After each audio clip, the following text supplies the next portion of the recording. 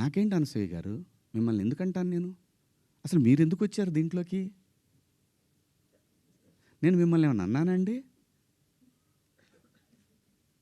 నేను అన్నాను, అమ్మా బయట నుంచి వచ్చిన హీరోయిన్లు కానీ మన హీరోయిన్లు, ఎగ్జాక్ట్ వర్డ్స్, హీరోయిన్లు కాస్త ఫంక్షన్లకు వెళ్ళేటప్పుడు కొంచెం మంచి బట్టలు వేసుకొని వెళ్ళడమ్మా, మనకి ఎందుకు ఈ దరిద్రం బయట, వాళ్ళందరూ ఎగబడతారు. నిన్న మనం అక్కడ చూసాం కదా, మనం కొత్తగా చూపించేది ఏదైనా తర్వాత ఒక పదం వాడాను, విచ్ ఈస్ రెడిక్యులస్.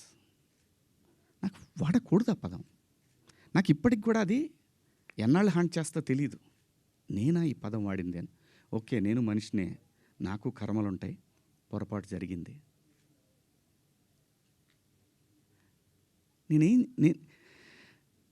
నా బాధ అంతా ఏంటంటే, నా వైఫ్ నా పిల్లలతోటి కరెక్ట్గా మాట్లాడలేకపోతున్నాను నేను. అది నా మిస్. వాళ్ళు నన్ను కన్సోల్ చేస్తున్నారు, వెళ్ళండి అని అంటున్నారు.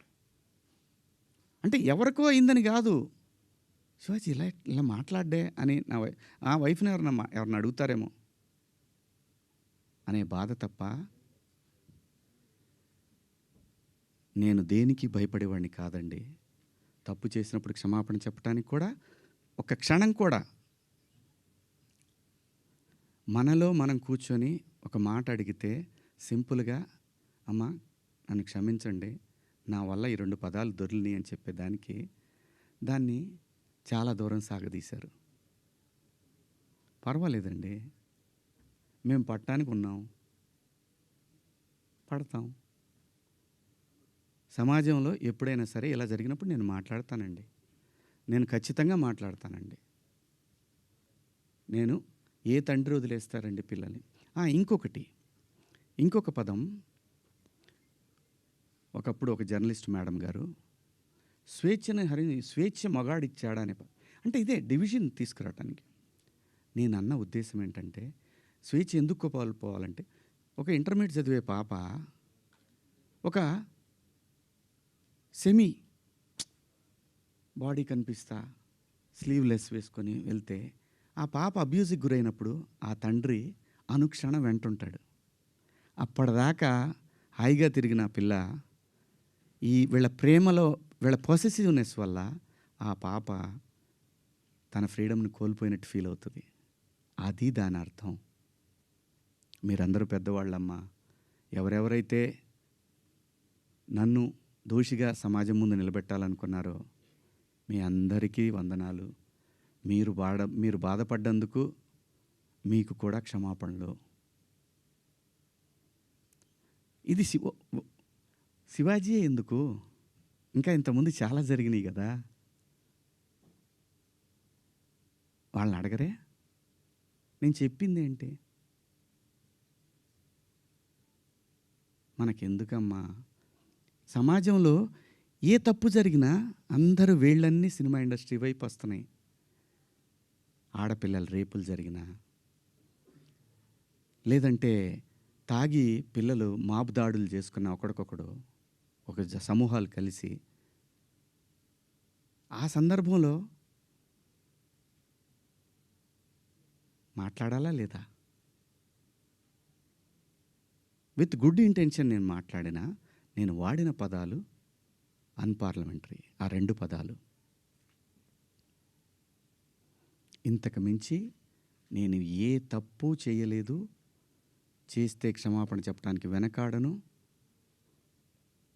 నేను ఎదురుదాడికి కూడా వెళ్ళే మనిషిని కాదు. నా కోసం నా ఇంటెన్షన్ అర్థం చేసుకున్న వాళ్ళందరికీ కూడా థ్యాంక్ యూ సో మచ్. ముఖ్యంగా అనసూయ గారు నా ఇన్సెక్యూరిటీ గురించి మాట్లాడారు. అవునమ్మా, మా హీరోయిన్ని అలా వెళ్ళినప్పుడు, దాడులు చేసినప్పుడు భయం ఉంటుందని, వాళ్ళు బాధపడతారని, ఒకవేళ జరగరాంది ఏమైనా జరిగితే ఆత్మహత్యలు చేసుకుంటారని నాకు ఇన్సెక్యూరిటీ ఉందమ్మా. ఇంకోటి, నా మీద మీరు జాలి చూపించారు, ఐ పిటీ హిమ్ అని. చాలా థ్యాంక్స్ అమ్మా. మీకు ఇచ్చిన విశాల హృదయానికి భగవంతుడికి థ్యాంక్స్ చెప్తూ, అదే భగవంతుడిని కోరుకుంటున్నాను. మీకు తొందరలోనే మీ రుణాన్ని తీర్చుకునే అవకాశం భగవంతుడు నాకు కల్పించాలని కోరుకుంటున్నామ్మా. అమ్మా అంటే ఎవరన్నా ఆవిడ్ని ఎక్కడన్నా ఇబ్బంది పెడితే ఇది తప్పురా అని ఖండించడానికి నేను కూడా వెళ్ళాలి అని. అంతేనమ్మా. ఇంత తప్ప నాకు ఎటువంటి బ్యాడ్ ఇంటెన్షన్స్ లేవండి. మీరు ఎవరన్నా అడిగిన క్వశ్చన్స్లో మీరు పదాలు వాడిని తప్పు కదా అంటే దానికి ఆల్రెడీ క్షమాపణ చెప్పాను. ఇంకా వేరే ఏమన్నా ఉంటే అడగండి. శివాజీ గారు, ఆ రోజు మాట్లాడినా ఈరోజు మాట్లాడినా హీరోయిన్స్ గురించి మాట్లాడాను అన్నారు. హీరోయిన్స్ ఎక్కడైనా రెస్పాండ్ అయ్యారా? మీతో ఎవరన్నా మాట్లాడారా? ఇండస్ట్రీ నుంచి సుప్రియ గారు తప్ప మిగతా వాళ్ళు ఎవరన్నా మాట్లాడారా మీతో ఇప్పటి వరకు? ఎవరు మాట్లాడలేదండి. విష్ణుబాబు మాట్లాడాడు నాతోటి. ఏమన్నాడంటే, డలింగ్ అని అంటే, సారీ బాబు నా నుంచి 2 బ్యాడ్, ఇదే ఫస్ట్ కాల్ రాగానే ఇట్లా పదాలు వాడాను. లిటరల్గా నాకు అపాలజీస్ చెప్పాలనుంది అన్న. సూపర్, ఇంకేంటి, ఒక మెయిల్ పంపించేసేయండి, వాళ్ళు ఆల్రెడీ పెట్టినట్టున్నారు. పంపించేసాను. ఆ తర్వాత చాలామంది హీరోలు ఫోన్ చేశారు, చాలామంది ఆర్టిస్టులు ఫోన్ చేశారు, చాలామంది ఎమ్మెల్యేలు ఫోన్ చేశారు.